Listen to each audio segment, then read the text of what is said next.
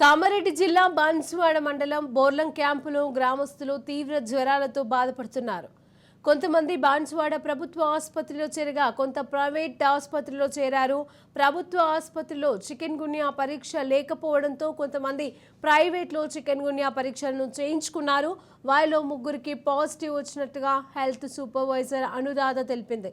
Chicken గున్యా నిర్ధారణ కావడంతో స్థానికులు ఆందోళన వ్యక్తం చేస్తున్నారు. ఆరోగ్య శాఖ వారు హెల్త్ క్యాంపును నిర్వహించి జ్వరాలతో బాధపడుతున్న వారికి రక్త నమూనాలను సేకరించి ల్యాబ్కు పంపుతున్నట్లుగా, వారికి మందులను పంపిణీ చేస్తున్నట్లుగా వైద్య సిబ్బంది తెలిపారు. పరిసరాలను పరిశీలించగా శుభ్రంగా ఉన్నాయని హెల్త్ సూపర్వైజర్ అనురాధ తెలిపారు.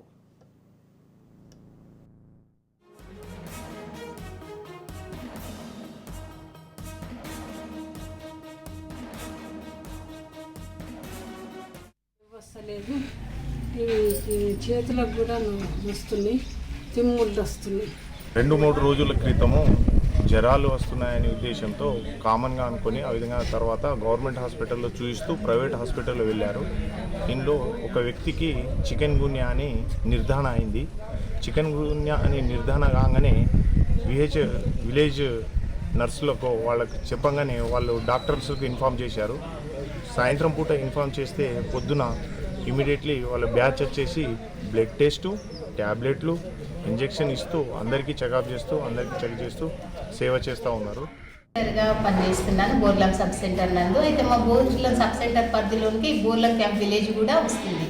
అయితే ఈ బోర్లం క్యాంప్ విలేజ్లో మేము ప్రతి హౌస్ను ప్రతి ఫ్రైడే రోజు ఇంకా మేము సాటర్డే రోజు కూడా సందర్శించినాం.